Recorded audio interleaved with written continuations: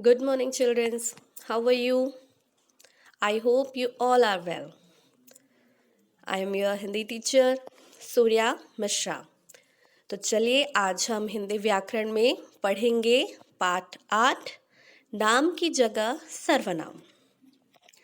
तो बच्चों ये पाठ शुरू करने से पहले हमें सर्वनाम का अर्थ समझना होगा।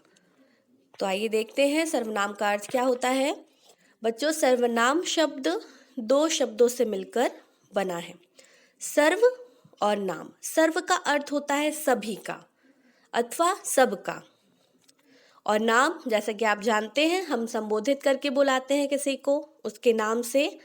तो सर्वनाम ऐसा नाम होता है जो सभी के लिए प्रयोग किया जाता है, अर्थात सबके लिए प्रयोग किए जाने वाले नाम को हम सर्वनाम कहते हैं। इसे हम इस छोटे से पैराग्राफ, ये देखिए आप एक छोटा सा पैराग्राफ है, इसके उदाहरण से हम इसे स्पष्ट रूप से और समझ सकते हैं। तो देखिए पहले हम इसको पढ़ते हैं, फिर मैं आपको समझाती हूँ कि सर्वनाम का प्रयोग कैसे किया जाता है। तो देखिए लिखा हुआ है, रीना अच्छी लड़की है। रीना कक्षा 2 में पढ़ती है। रीना को पढ़ना और खेलना अच्छा लगता है। आज रीना के मामा जी आए हैं, इसलिए रीना बहुत खुश है। क्या आपको ये पैराग्राफ पढ़ने में सही लग रहा है, सामान्य लग रहा है? नहीं। क्यों नहीं लग रहा है? क्योंकि हमने यहाँ पर बार बार रीना शब्द का आवृत्ति, बार बार रीना शब्द की आवृत्ति हुई है। आवृत्ति का मतलब हमने उसे बार बार दोहराया है, ठीक है। इसीलिए पैराग्राफ जो है वो असामान्य लग रहा है। रीना शब्द क्या है बच्चों? संज्ञा। किसी के नाम को हम संज्ञा कहते हैं, आप जानते हैं ना। तो अब इस पैराग्राफ को, संज्ञा को हम सर्वनाम में कैसे चेंज करेंगे तो ये पैराग्राफ भी सामान्य लगेगा। चलिए आइए हम देखते हैं हम इसको किस तरह से चेंज करते हैं। रीना अच्छी लड़की है। वह कक्षा 2 में पढ़ती है। उसे पढ़ना और खेलना अच्छा लगता है। आज उसके मामा जी आए हैं, इसलिए वह बहुत खुश है। ठीक है बच्चों, तो जैसा कि हमने पहले पैराग्राफ में बार बार रीना शब्द का, रीना नाम का उच्चारण किया, प्रयोग किया, तो जब हम उसे सर्वनाम में चेंज करते हैं तो रीना की जगह पर वह, उससे, उसके, वह ऐसे शब्दों का हमने प्रयोग किया।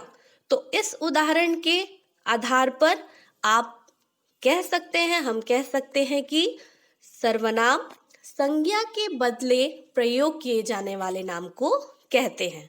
और अब पढ़ने पर यह पैराग्राफ सामान्य भी लग रहा है, ठीक है। तो संज्ञा के बदले आने वाले नाम को हम क्या कहते हैं? सर्वनाम। देखिए अब आपकी बुक में क्या लिखा हुआ है। पाठ 8 नाम की जगह सर्वनाम। अध्यापिका। गीतिका क्या कर रही हो? गीतिका जी मैं पढ़ रही हूँ। नेहा माँ मैं किसके साथ बाजार जाऊंगी? माँ तुम दादी के साथ बाजार जाओगी। अध्यापक राजेश मनोज कहाँ है? राजेश वह आगरा गया है। तो जैसा अभी हमने उदाहरण के साथ समझा बच्चों, यहाँ पर मैं, तुम, वह, ये सभी शब्द संज्ञा के स्थान पर प्रयोग किए जा रहे हैं, तो ये शब्द क्या कहलाएंगे? सर्वनाम। गीतिका ने अपने लिए मैं का प्रयोग किया, माँ ने नेहा के लिए तुम का प्रयोग किया, और राजेश ने मनोज के लिए वह का प्रयोग किया। तो जब हम आपस में बातें करते हैं तब बार बार नाम ना लेकर मैं, वह और तुम शब्दों का प्रयोग करते हैं। तो नाम की जगह प्रयोग होने वाले ये शब्द क्या कहलाते हैं? सर्वनाम। संज्ञा की आवृत्ति से बचने के लिए भी हम सर्वनाम का प्रयोग करते हैं, अर्थात हम सर्वनाम का प्रयोग तभी करते हैं जब हमें बार बार संज्ञा शब्दों को दोहराना ना हो, ठीक है। आगे देखिए, नाम की जगह आने वाले कुछ शब्द इस प्रकार हैं। जब हम बात करते हैं किसी की, स्वयं के लिए करते हैं या सामने वालों के लिए करते हैं, सामने जो है उस व्यक्ति के लिए करते हैं या अन्य लोगों के लिए करते हैं तथा अपनों से बड़ों के लिए करते हैं, तो ऐसे परिस्थितियों में हम सर्वनाम का प्रयोग किन शब्दों के द्वारा करते हैं वो यहाँ पर दिया हुआ है। तो आइए पढ़ते हैं। अपने लिए, कहने वाले के लिए, ठीक है, अपने लिए मतलब जो हम कह रहे हैं तो उसको हम कहेंगे स्वयं के लिए। तो यहाँ पे कैसे शब्दों का प्रयोग होता है सर्वनाम का? मैं, मेरा, मेरी, मेरे, हम, हमें, हमारा, अपनी, अपना, अपने। तो स्वयं के लिए हम इस तरह के सर्वनाम शब्दों का प्रयोग करते हैं। सामने वाले के लिए अर्थात आप जिससे बात कर रहे हैं उनके लिए हम किस प्रकार के सर्वनाम शब्दों का प्रयोग करते हैं? तुम, तुम्हें, तुम्हारा, आप, आपका, आपको।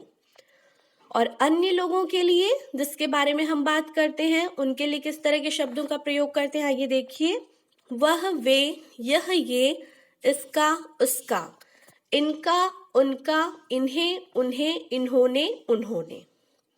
ठीक है बच्चों, और आप अपने बड़ों के लिए भी, अपनों से बड़े के लिए हम कैसे सर्वनाम शब्दों का प्रयोग करते हैं?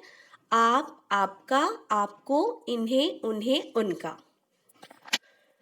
तो ठीक है बच्चों, समझ में आया कि सर्वनाम कैसे शब्दों को कहते हैं? संज्ञा के स्थान पर प्रयोग किए जाने वाले शब्दों को ही सर्वनाम कहते हैं।